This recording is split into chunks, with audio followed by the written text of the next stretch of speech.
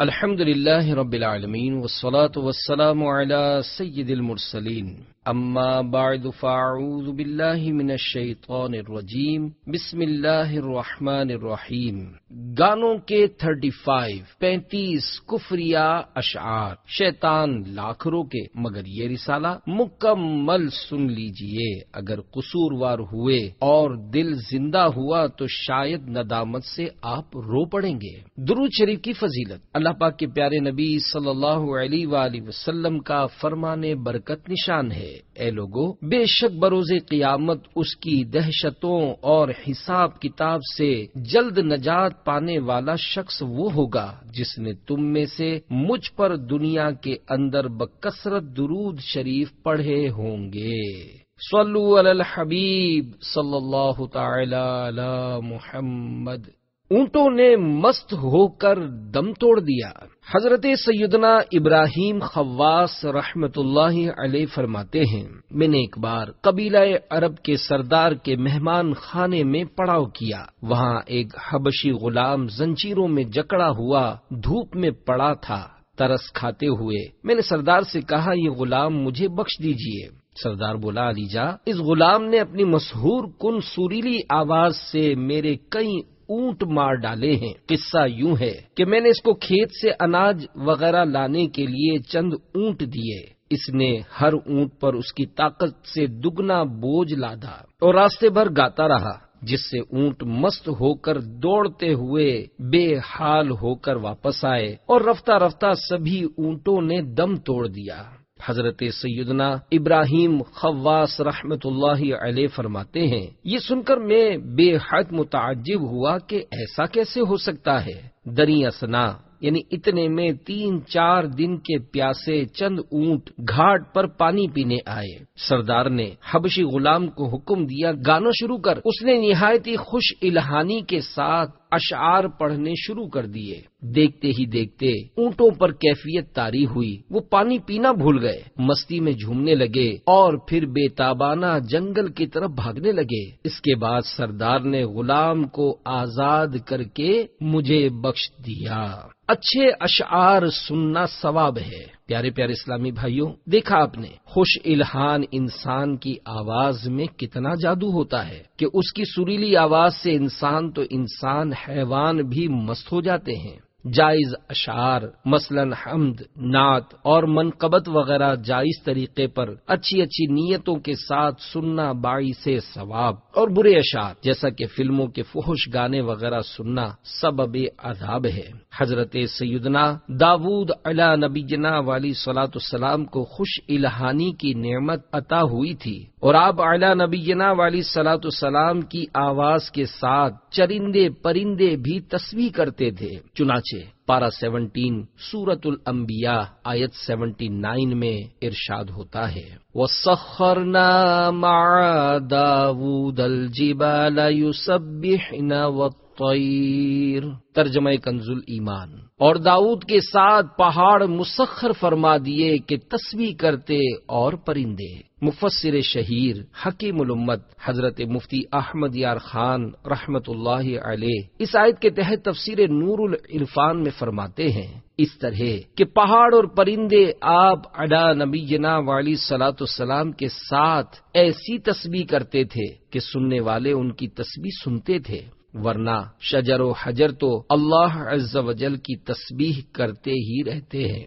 داؤد علیہ السلام کی دلکش آواز کے کرشمے۔ حضرت سیدنا داتا گنج بخش رحمت اللہ علیہ فرماتے ہیں، اللہ عز و جل نے حضرت سیدنا داؤد علی نبینا والی صلاۃ السلام کو اس قدر نوازا تھا کہ آپ کی خوش الہانی کے باعث چلتا ہوا پانی ٹھہر جاتا، چرندے اور جانور آواز مبارکہ سن کر پناہ گاہوں سے باہر نکل آتے، اڑتے پرندے گر پڑتے، اور بسا اوقات ایک ماہ تک مدہوش پڑے رہتے اور دانا نہ چکتے۔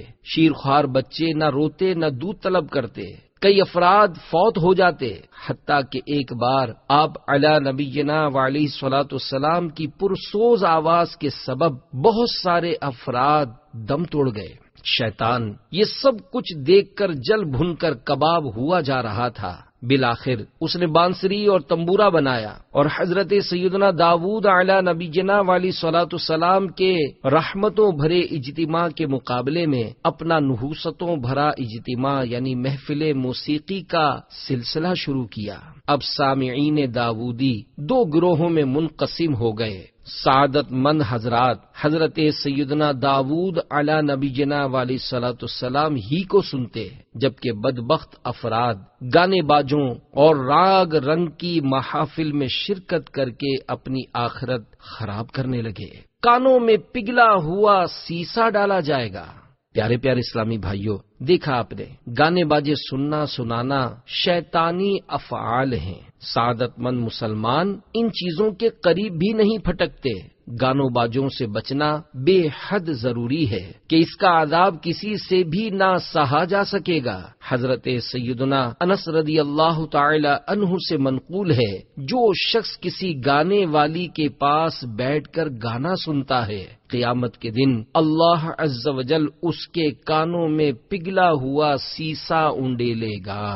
بندر و خنزیر عمدۃ القاری میں ہے، رسول اللہ صلی اللہ علیہ وآلہ وسلم کا ارشاد عبرت بنیاد ہے۔ آخر زمانے میں میری امت کی ایک قوم کو مسخ کر کے بندر اور خنزیر بنا دیا جائے گا۔ صحابہ کرام علیہم رضوان نے عرض کی، یا رسول اللہ صلی اللہ علیہ وآلہ وسلم، خواہ وہ اس بات کی گواہی دیتے ہوں کہ آپ اللہ عز و جل کے رسول صلی اللہ علیہ وآلہ وسلم ہیں اور اللہ عز و جل کے سوا کوئی عبادت کے لائق نہیں۔ فرمایا ہاں، خواہ نمازیں پڑھتے ہوں، روزے رکھتے ہوں، حج کرتے ہوں۔ عرض کی گئی ان کا جرم کیا ہوگا؟ فرمایا وہ عورتوں کا گانا سنیں گے اور باجے بجائیں گے اور شراب پیئیں گے، اسی لہو و لعب یعنی کھیل کود میں رات گزاریں گے اور صبح کو بندر اور خنزیر بنا دیے جائیں گے۔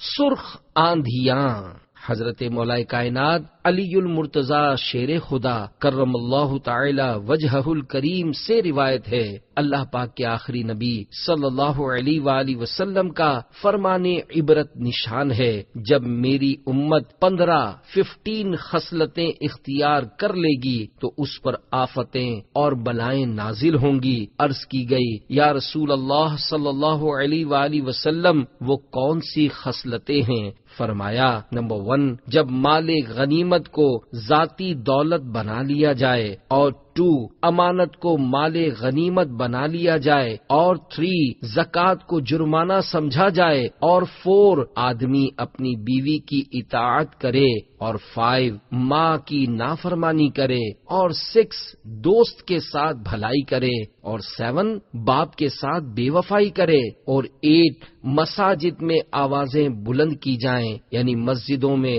دنیاوی باتوں کا شور، لڑائیاں جھگڑے ہونے لگیں، نعت خوانی، ذکر اللہ کی مجلسیں، میلاد شریف ذکر کے حلقے تو حضور علیہ السلام کے زمانے ہی میں بھی مسجدوں میں ہوتے تھے، اور 9، سب سے رذیل یعنی کمینہ ترین شخص کو قوم کا سردار بنا لیا جائے، اور 10، کسی شخص کے شر سے بچنے کے لیے اس کی عزت کی جائے، اور 11، شرابیں پی جائیں، 12، ریشم پہنا جائے، اور 13، گانے والیوں، اور 14، آلات موسیقی کو رکھا جائے، اور 15، اس امت کے بعد والے پہلوں کو برا کہیں۔ اس وقت لوگوں کو سرخ آندھیوں یا زلزلوں یا زمین میں دھسنے یا چہروں کے مسخ یا پتھر برسنے کا انتظار کرنا چاہیے۔ یاد رکھیے، موسیقی والے گانے سننا گناہ ہے، بلکہ کہیں سے اس کی آواز آ رہی ہو تو وہاں سے ہٹ جانا اور نہ سننے کی بھرپور کوشش کرنا ضروری ہے۔ چنانچہ حضرت علامہ شامی رحمت اللہ علیہ فرماتے ہیں، بانسری اور دیگر سازوں کا سننا بھی حرام ہے، اگر اچانک سن لیا تو معذور ہے، اور اس پر واجب ہے کہ نہ سننے کی پوری کوشش کرے۔ موسیقی کی آواز سے بچنا واجب ہے۔ حضرت سیدنا علامہ شامی رحمت اللہ علیہ فرماتے ہیں، لچکے توڑے کے ساتھ ناچنا، مذاق اڑانا، تالی بجانا، ستار کے تار بجانا، بربت، سارنگی، رباب، بانسری، قانون، جھانجھن، بگل بجانا مکروہ تحریمی یعنی قریب با حرام ہے، کیونکہ یہ سب کفار کے شعار ہیں۔ نیز بانسری اور دیگر سازوں کا سننا بھی حرام ہے، اگر اچانک سن لیا تو معذور ہے، اور اس پر واجب ہے کہ نہ سننے کی پوری کوشش کرے۔ موسیقی کی آواز آتی ہو تو ہٹ جائیے۔ پیارے پیارے اسلامی بھائیوں، جو ہی موسیقی کی آواز آئے تو ممکنہ صورت میں فوراً کانوں میں انگلیاں داخل کر کے وہاں سے دور ہٹ جانا چاہیے۔ اگر انگلیاں تو کانوں میں ڈال دیں مگر وہیں کھڑے یا بیٹھے رہے یا معمولی سا پرے ہٹ گئے تو موسیقی کی آواز سے بچ نہیں سکیں گے۔ انگلیاں کانوں میں ڈال کر نہ صحیح مگر کسی طرح بھی موسیقی کی آواز سے بچنے کی بھرپور کوشش کرنا واجب ہے۔ اگر کوشش نہیں کریں گے تو ترک واجب کا گناہ ہوگا۔ آہ آہ آہ، اب تو سیاروں، طیاروں، مکانوں، دکانوں، ہوٹلوں، چوراہوں اور گلیوں بازاروں میں جس طرف بھی جائیے موسیقی کی دھنیں سنائی دیتی ہیں۔ گانے جاری ہونے کی صورت میں ہوٹل میں کھانے پینے کی ہرگز ترکیب نہیں کرنی چاہیے۔ فون کی میوزیکل ٹیون سے توبہ کیجیے۔ افسوس، 100 کروڑ افسوس، آج کل مذہبی نظر آنے والے افراد کے فون میں بھی معاذ اللہ عز وجل اکثر میوزیکل ٹیون ہوتی ہے، اور یہ ناجائز ہے۔ جس کے فون میں میوزیکل ٹیون ہو اس کے لیے ضروری ہے کہ ابھی اور اسی وقت توبہ بھی کرے اور ہاتھوں ہاتھ اپنی اس منحوس ٹیون کو ہمیشہ کے لیے ختم کر دے، ورنہ جب جب یہ میوزیکل ٹیون بجے گی خود بھی سننے کی آفت میں پڑے گا، اور دوسرا مسلمان بھی اگر سننے سے بچنے کی کوشش نہیں کرے گا تو پھنسے گا۔ واقعی حالات ناگفتہ بے ہیں۔ جو لوگ حساس ہوتے ہیں ان کے لیے موسیقی کے معاملے میں سخت امتحان کا دور ہے۔ میں ایک اسلامی بھائی کو جانتا ہوں جس کا مکان بازار کے ساتھ ہونے کے سبب وقتاً فوقتاً موسیقی کے ساتھ گانوں کی آوازیں آتی رہتی ہیں۔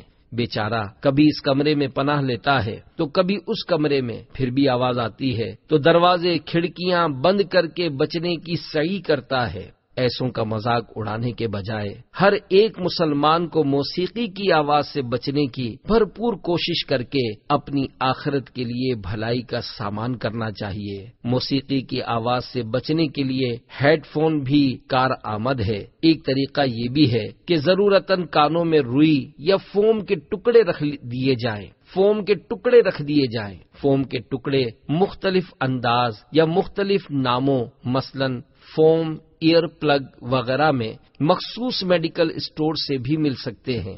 بیان کردہ احتیاطوں پر عمل کرنے کو میں واجب نہیں کہتا، نیز موسیقی کی آواز آنے کی وجہ سے اپنا گھر چھوڑ کر بھاگنے یا بسوں وغیرہ کا سفر ناجائز ہونے کا حکم بھی نہیں لگاتا کہ فی زمانہ اس میں شدید حرج ہے۔ بس موسیقی کی آواز کو دل میں برا جانتے ہوئے جس سے جس طرح بن پڑے بچنے کی کوشش کر کے ثواب کمائے۔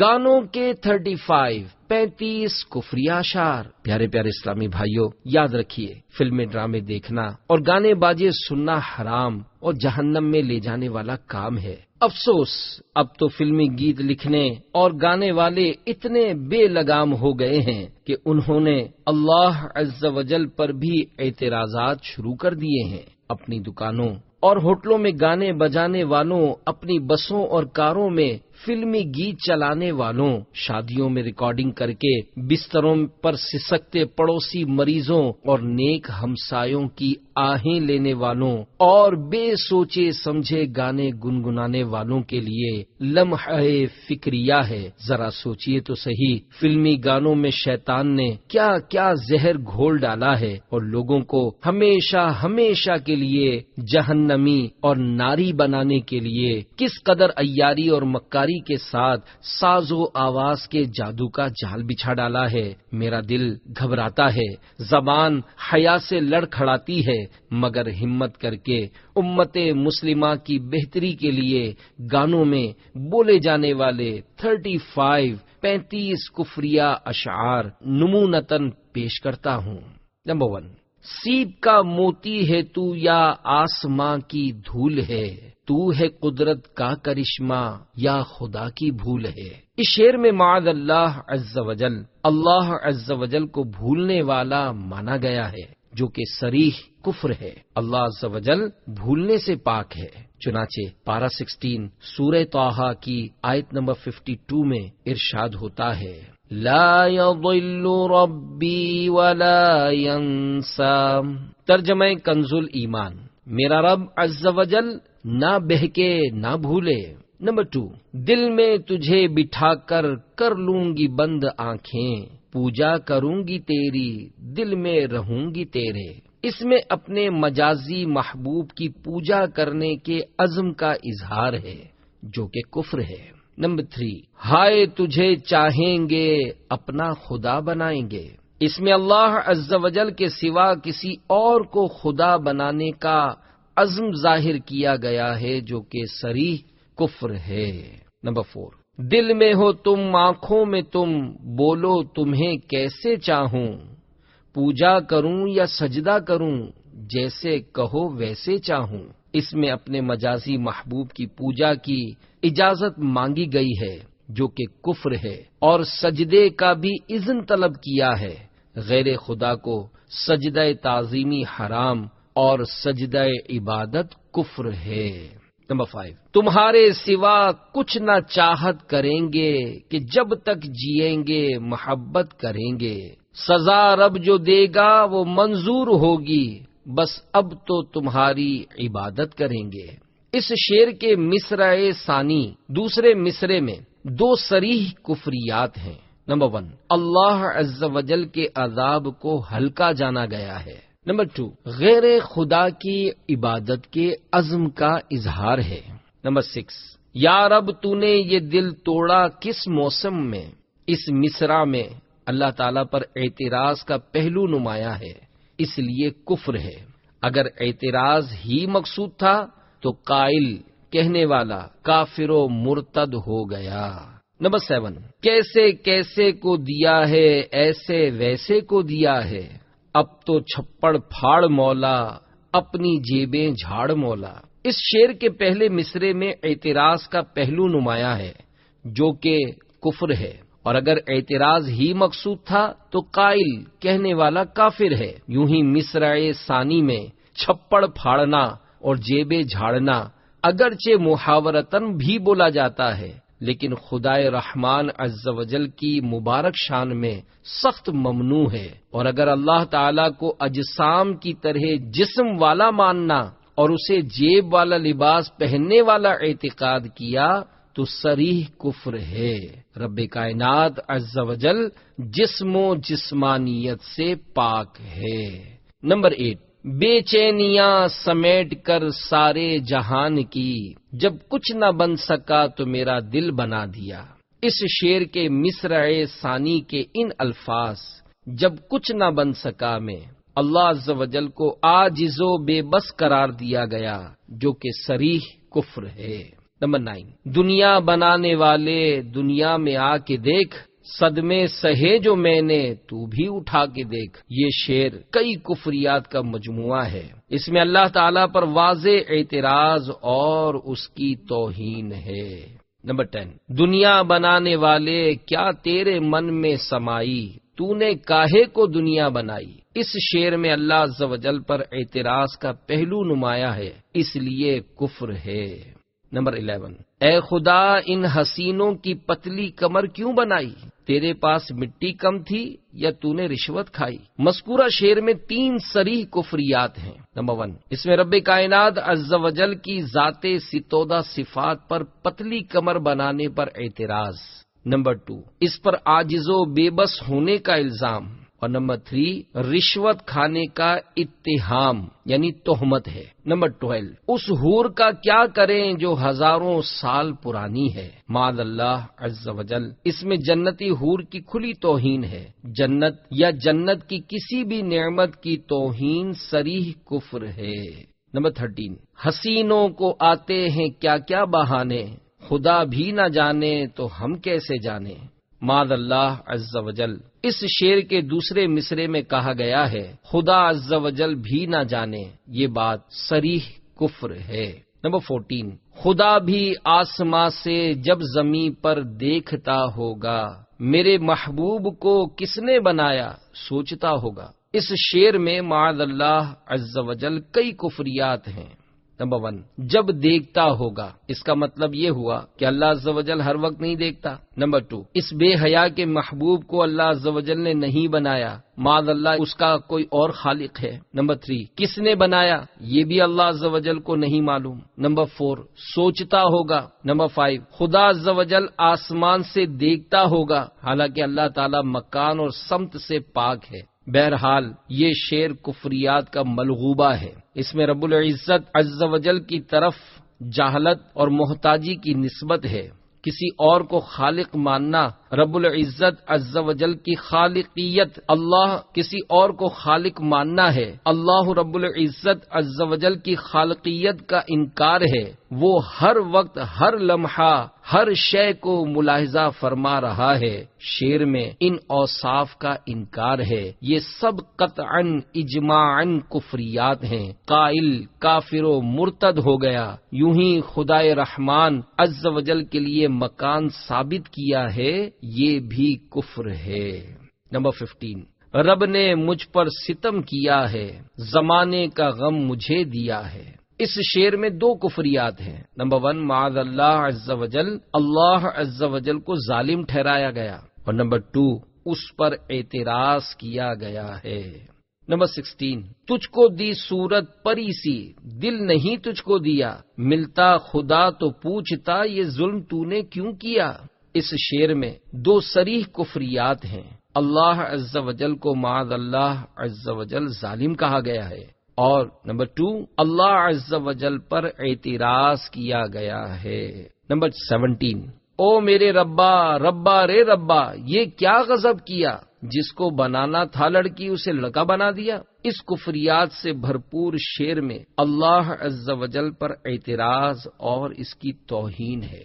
نمبر 18، اب آگے جو بھی ہو انجام دیکھا جائے گا، خدا تراش لیا اور بندگی کر لی۔ اس شعر کے مصرع ثانی میں 2 صریح کفر ہیں۔ نمبر 1، مخلوق کو خدا کہنا۔ نمبر 2، پھر اس کی بندگی یعنی عبادت کرنا۔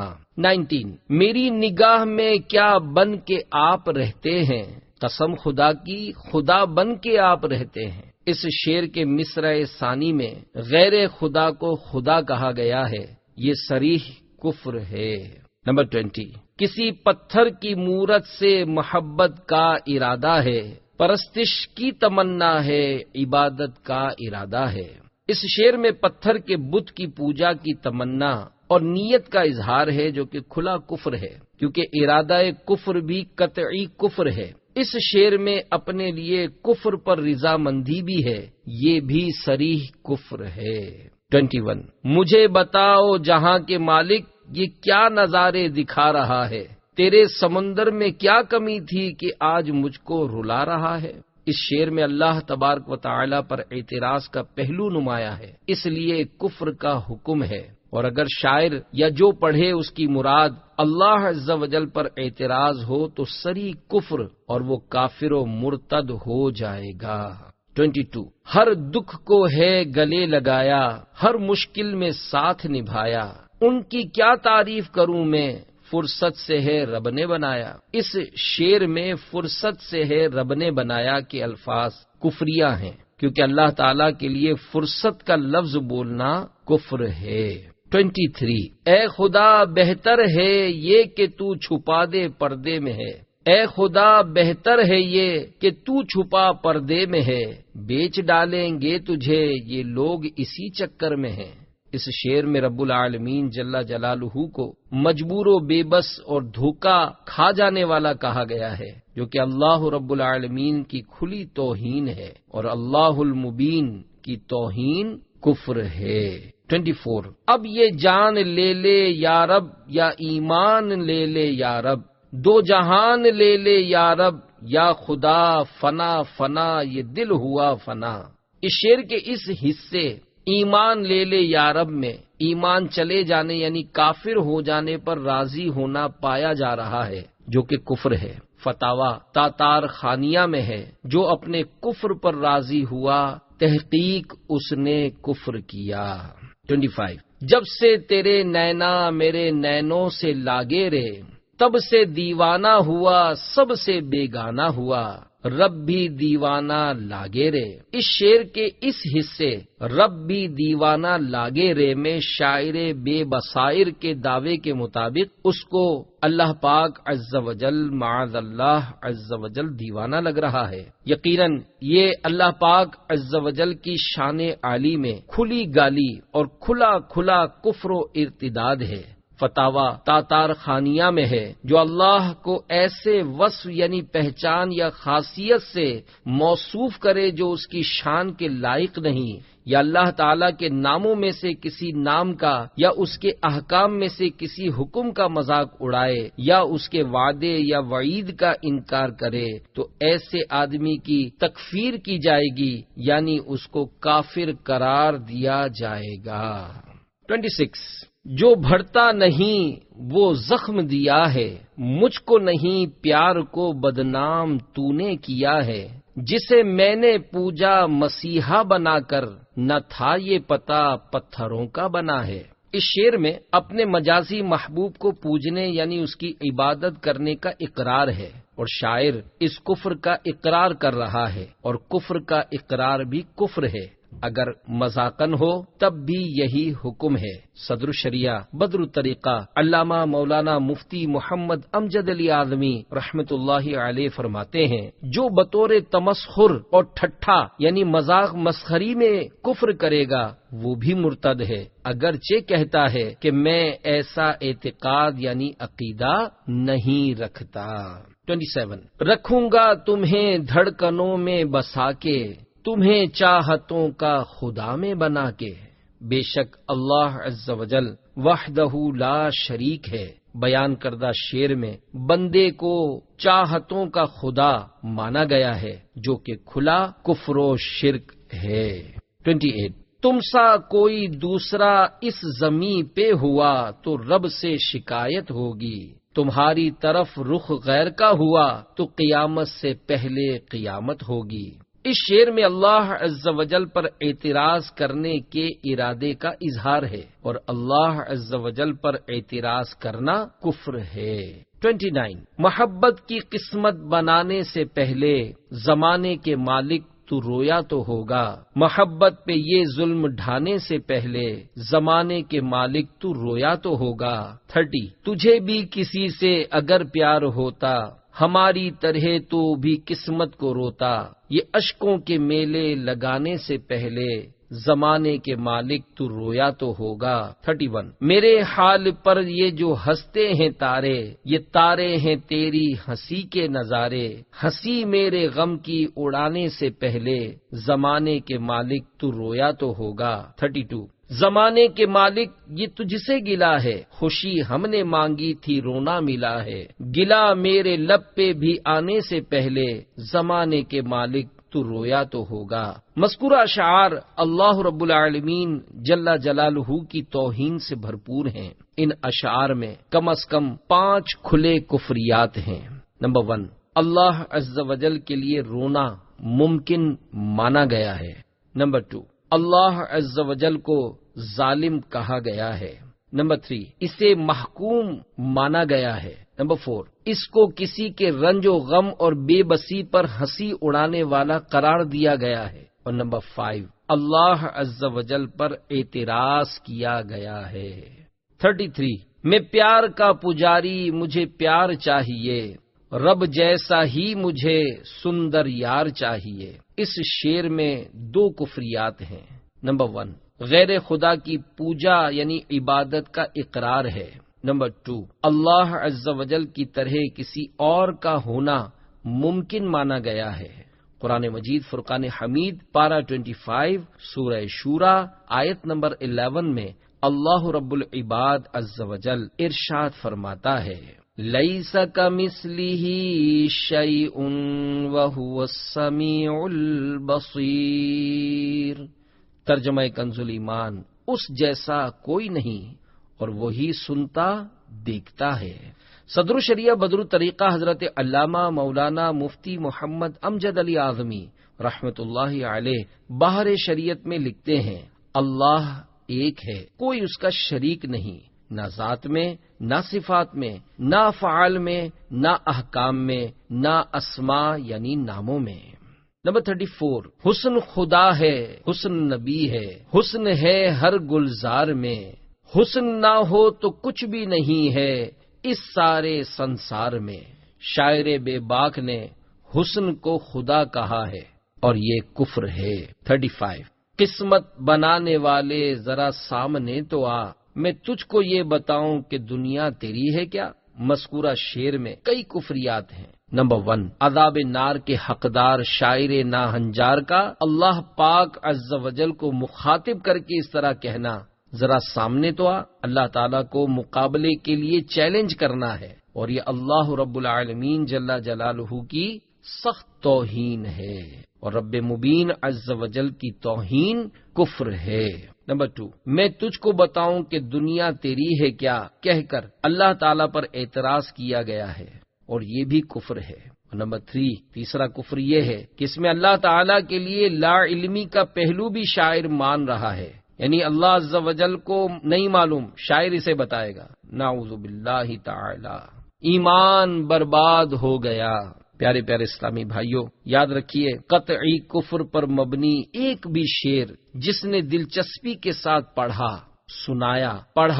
سنا یا گایا، وہ کفر میں جا پڑا اور اسلام سے خارج ہو کر کافر و مرتد ہو گیا، اس کے تمام نیک اعمال اکارت ہو گئے، یعنی پچھلی ساری نمازیں، روزے، حج وغیرہ تمام نیکیاں ضائع ہو گئیں۔ شادی شدہ تھا تو نکاح بھی ٹوٹ گیا، اگر کسی کا مرید تھا تو بیعت بھی ختم ہو گئی۔ اس پر فرض ہے کہ اس شعر میں جو کفر ہے اس سے فوراً توبہ کرے اور کلمہ پڑھ کر نئے سرے سے مسلمان ہو۔ مرید ہونا چاہے تو اب نئے سرے سے کسی بھی جامع شرائط پیر کا مرید ہو۔ اگر سابقہ بیوی کو رکھنا چاہے تو دوبارہ نئے مہر کے ساتھ اس سے نکاح کرے۔ جس کو یہ شک ہو کہ آیا میں نے اس طرح کا شعر دلچسپی کے ساتھ گایا، سنا یا پڑھا ہے یا نہیں، مجھے تو بس یوں ہی فلمی گانے سننے اور گنگنانے کی عادت ہے، تو ایسا شخص بھی احتیاطاً توبہ کر کے نئے سرے سے مسلمان ہو جائے، نیز تجدید بیعت و تجدید نکاح کر لے کہ اسی میں دونوں جہاں کی بھلائی ہے۔ تجدید ایمان کا طریقہ۔ اب میں آپ کی خدمت میں نئے سرے سے ایمان لانے کا طریقہ عرض کرتا ہوں۔ دیکھیے، توبہ دل کی تصدیق کے ساتھ ہونی ضروری ہے، صرف زبانی توبہ کافی نہیں۔ مثلا کسی ایک نے کفر بک دیا، اس کو دوسرے نے اس طرح توبہ کروا دی کہ اس کو معلوم تک نہیں ہوا کہ میں نے فلاں کفر کیا ہے جس سے میں اب توبہ کر رہا ہوں، اس طرح توبہ نہیں ہو سکتی۔ بہرحال جس کفر سے توبہ مقصود ہے وہ اسی وقت مقبول ہوگی جبکہ وہ اس کفر کو کفر تسلیم کرتا ہو، دل میں اس کفر سے نفرت و بیزاری بھی ہو۔ جو کفر سرزد ہوا توبہ میں اس کا تذکرہ بھی ہو۔ مثلا گانے کے اس کفریہ مصرعے خدا بھی نہ جانے تو ہم کیسے جانے سے توبہ کرنا چاہتا ہے تو اس طرح کہے، یا اللہ عز و جل، میں نے یہ کفر بک دیا کہ خدا بھی نہ جانے میں سے بیزار ہوں اور اس کفر سے توبہ کرتا ہوں۔ لا الہ الا اللہ محمد الرسول اللہ صلی اللہ تعالی علیہ وآلہ وسلم، اللہ عز و جل کے سوا کوئی عبادت کے لائق نہیں، محمد صلی اللہ علیہ وآلہ وسلم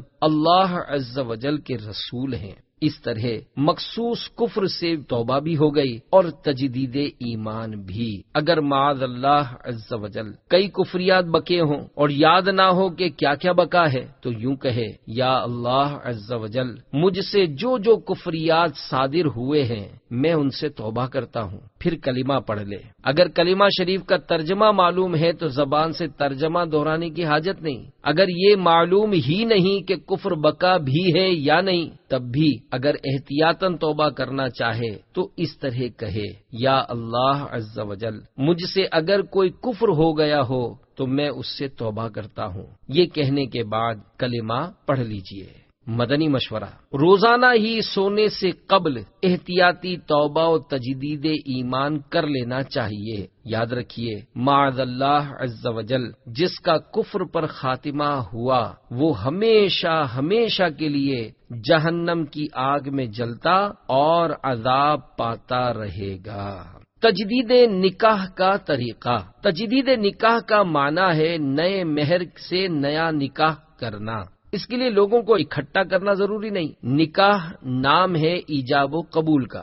ہاں، بوقت نکاح بطور گواہ کم از کم 2 مرد مسلمان یا 1 مرد مسلمان اور 2 مسلمان عورتوں کا حاضر ہونا لازمی ہے۔ خطبہ نکاح شرط نہیں بلکہ مستحب ہے۔ خطبہ یاد نہ ہو تو اعوذ باللہ اور بسم اللہ شریف کے بعد سورہ فاتحہ بھی پڑھ سکتے ہیں۔ کم از کم 10 درہم یعنی 2 تولہ 7.5 ماشا چاندی یا اس کی رقم مہر واجب ہے۔ مثلا آپ نے پاکستانی 786 روپے ادھار مہر کی نیت کر لی ہے، مگر یہ دیکھ لیجئے کہ مذکورہ چاندی کی قیمت پاکستانی 786 روپے سے زائد تو نہیں، تو اب مذکورہ گواہوں کی موجودگی میں آپ ایجاب کیجئے، یعنی عورت سے کہیے میں نے پاکستانی 786 روپے مہر کے بدلے آپ سے نکاح کیا۔ عورت کہے میں نے قبول کیا، نکاح ہو گیا۔ یہ بھی ہو سکتا ہے کہ عورت ہی خطبہ یا سورہ فاتحہ پڑھ کر ایجاب کرے اور مرد کہے میں نے قبول کیا، نکاح ہو گیا۔ بعد نکاح اگر عورت چاہے تو مہر معاف بھی کر سکتی ہے، مگر مرد بلا حاجت شرعی عورت سے مہر معاف کرنے کا سوال نہ کرے۔ حالت ارتداد میں ہونے والے نکاح کا مسئلہ۔ مرتد ہو جانے کے بعد کوئی شخص اگرچہ بظاہر نیک راستے پر آ گیا، داڑھی، زلفوں، امامے اور سنتوں بھرے لباس سے بھی آراستہ ہو گیا، مگر اس نے اپنے اس کفر سے توبہ و تجدید ایمان نہ کیا تو بدستور مرتد ہے۔ توبہ و تجدید ایمان سے پہلے جو بھی نیک عمل کیا وہ مقبول نہیں۔ بیعت کی تو نہ ہوئی، یہاں تک کہ اگر نکاح بھی کیا تو نہ ہوا۔ چنانچہ میرے آقا اعلی حضرت امام اہل سنت مولانا شاہ امام احمد رضا خان رحمت اللہ علیہ فتاوی رضویہ جلد 11 صفحہ 153 پر فرماتے ہیں، معاذ اللہ اگر مرد یا عورت نے پیش از نکاح یعنی نکاح سے قبل کفر صریح کا ارتکاب کیا تھا اور بے توبہ و نئے سرے سے قبول اسلام ان کا نکاح کیا گیا تو قطعا نکاح باطل، اور اس سے جو اولاد ہوگی ولد الزنا۔ اسی طرح اگر بعد نکاح ان میں کوئی معاذ اللہ مرتد ہو گیا اور اس کے بعد کے جماع سے اولاد ہوئی تو وہ بھی حرامی ہوگی۔ لہذا اگر کسی نے ارتداد کے بعد اگر نکاح کیا ہو اور نکاح کے بعد اگرچہ توبہ و تجدید ایمان کر چکا ہو تو بھی اب نئے سرے سے نکاح کرنا ہوگا۔ اس کے لیے دھوم دھام شرط نہیں، گھر کی 4 دیواری میں بھی نکاح ہو سکتا ہے۔ اس کا طریقہ پیچھے گزر چکا ہے۔ ہاں، اگر لوگوں کے سامنے مرتد ہوا تھا اور پھر اسی حال میں نکاح کیا تھا تو پھر سب کے سامنے توبہ و تجدید ایمان اور تجدید نکاح کرنا ہوگا۔ حدیث پاک میں ہے، رسول کریم صلی اللہ تعالی علیہ وآلہ وسلم نے ارشاد فرمایا، جب تم گناہ کرو تو اس سے توبہ کر لو، السر بالسر والعلانیۃ بالعلانیہ، یعنی پوشیدہ گناہ کی توبہ پوشیدہ اور علانیہ گناہ کی توبہ علانیہ۔ احتیاطی تجدید ایمان کب کب کریں؟ مدنی مشورہ ہے، روزانہ کم از کم 1 بار، مثلا سونے سے قبل یا جب چاہیں احتیاطی توبہ و تجدید ایمان کر لیجئے، اور اگر بآسانی گواہ دستیاب ہوں تو میاں بیوی توبہ کر کے گھر کے اندر ہی کبھی کبھی احتیاطاً تجدید نکاح کی ترکیب بھی کر لیا کریں۔ ماں باپ، بہن بھائی اور اولاد وغیرہ عاقل و بالغ مسلمان مرد و عورت نکاح کے گواہ بن سکتے ہیں۔ احتیاطی تجدید نکاح بالکل مفت ہے، اس کے لیے مہر کی بھی ضرورت نہیں۔